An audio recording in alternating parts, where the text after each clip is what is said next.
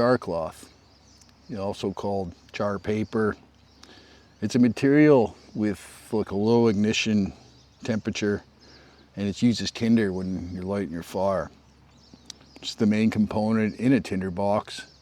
It is usually a small swatch of fabric made from natural fibers such as linen, cotton, or jute that has been converted through pyrolysis, I guess it's called. So it's basically burnt cotton, and it works really well for non-spark fires, what we call like friction fires, ember fires. So it will help keep your ember nice and hot. And so I'm going to show you how to use char cloth, how to make char cloth, and how today's fire can help you with tomorrow's fire. This is Finn. Hey buddy. Holy smokes. My bench is still here. Big left his binoculars out there.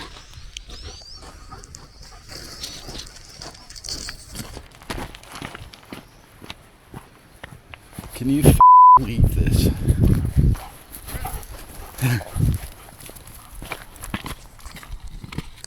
I cannot believe my eyes! I've got my camera running, just so you know. I know you don't. Holy shit. My wife is gonna lose her shit, man. Greg, girl, you know. And Jason.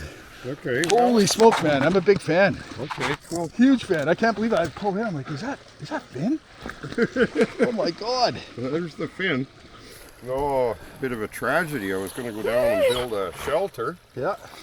I had my Zodiac tied to a huge log. They both floated out last night. Oh shit. And I got a crab trap I can't retrieve. It's just ridiculous. Oh, yeah. Wow. Just met Greg Ovens on the beach. Can you believe that? It's f***ing unreal. Ooh.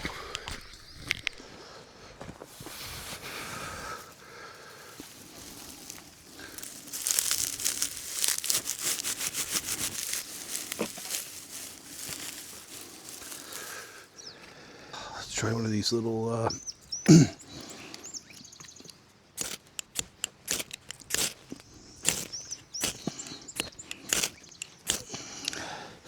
I don't think that's going to take it, but we have these.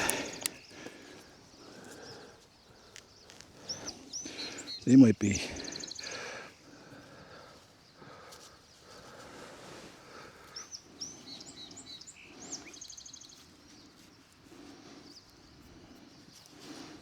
Let's try some of that in there.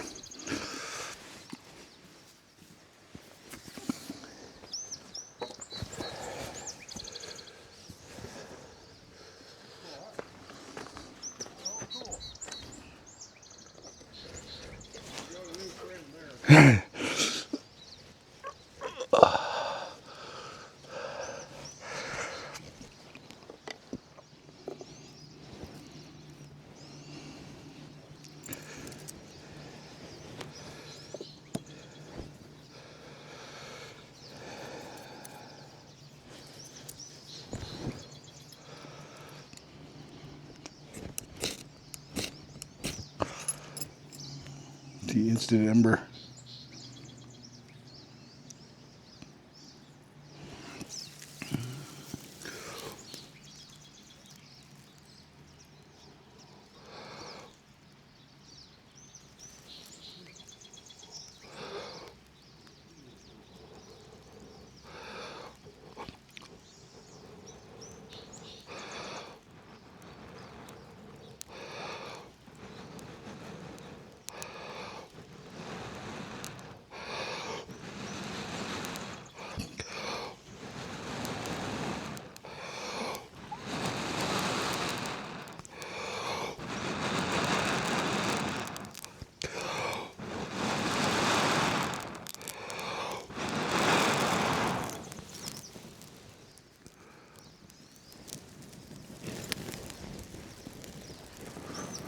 Oh, that's hot. Okay. We got fire, ladies and gentlemen. some of our wood on here.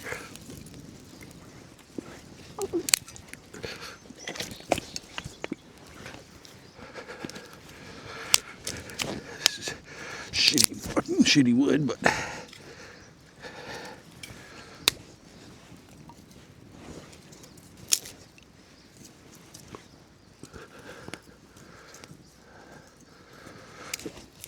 yeah, this isn't very dry.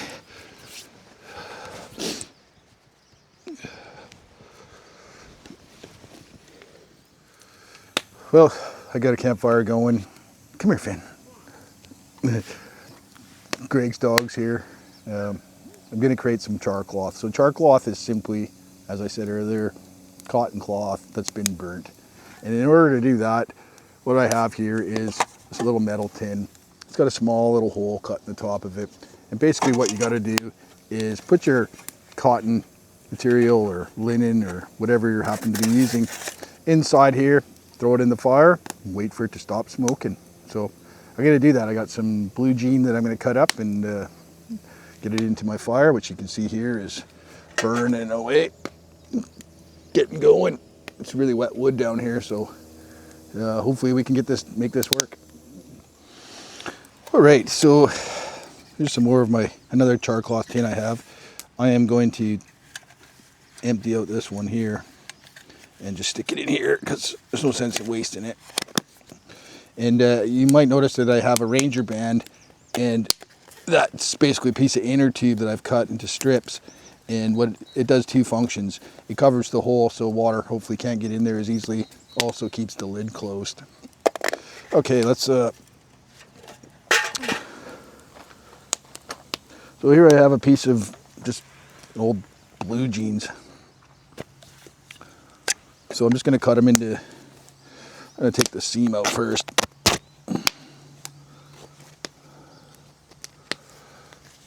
I find that it might be easier just to use pieces like this, so just cut strips.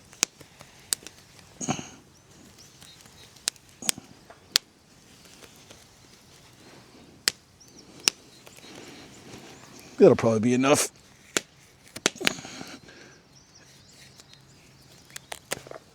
That'll probably be enough for now. And then we can just cut these into little squares, usable chunks if you like. Put them all on top of each other so they're kind of similar size. Doesn't have to be perfect. They will shrink a little bit, so something like that might be perfect.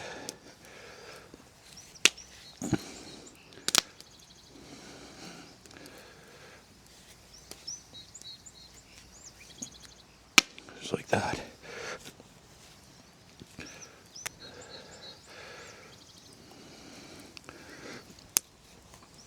Okay, so we got lots of pieces here. Quite a few fires actually. And the trick is I like to separate them. I don't even know if you have to, but it might not matter. But we just stick them in there. There's actually quite a few pieces here. The other char cloth that I was using was an old dishcloth, like a bar towel. This denim's a little bit tighter of a weave, so we'll see the difference between the two and which one can take the spark better. So there we go. Tin's closed. Next step is simply to put it on the fire. So that's exactly what we're going to do. On the fire and let her burn.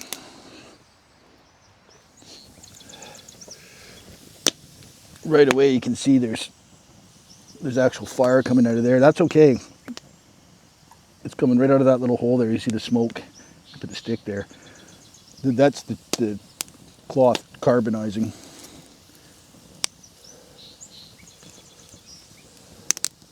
And there might be a little bit residual paint on the can there, even though I've used this several times.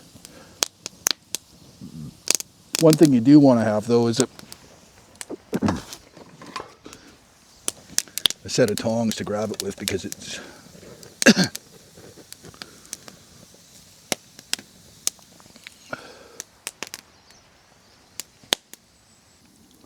char cloth looks like a black fragile piece of cloth.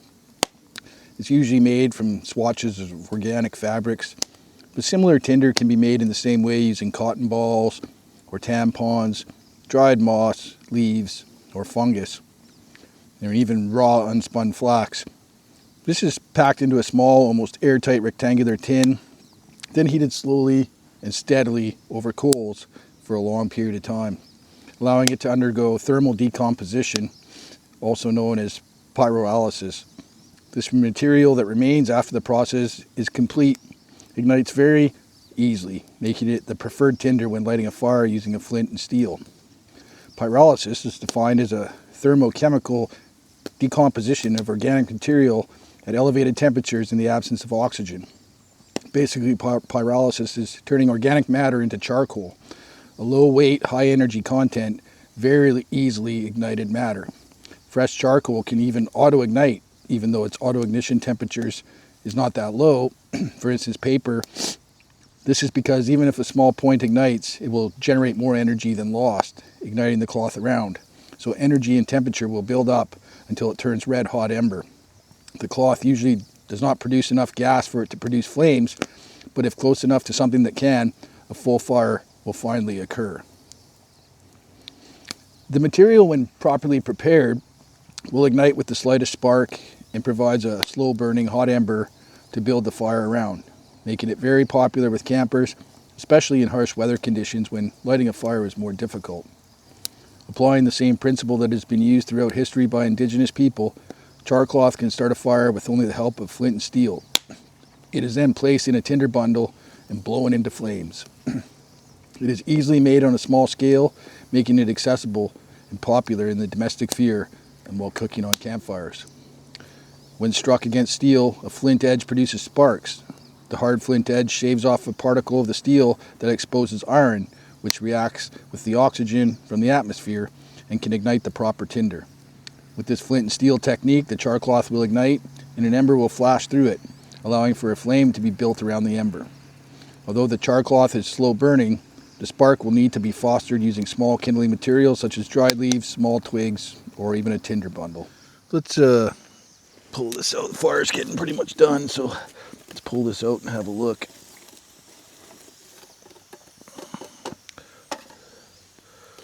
See if we can get this fire to come back alive. Not the greatest wood supply today. Okay. Now this, I have to be very careful because this is going to be very hot. Set that over there and let it cool for a bit. Okay, I think this thing might be cooled off now.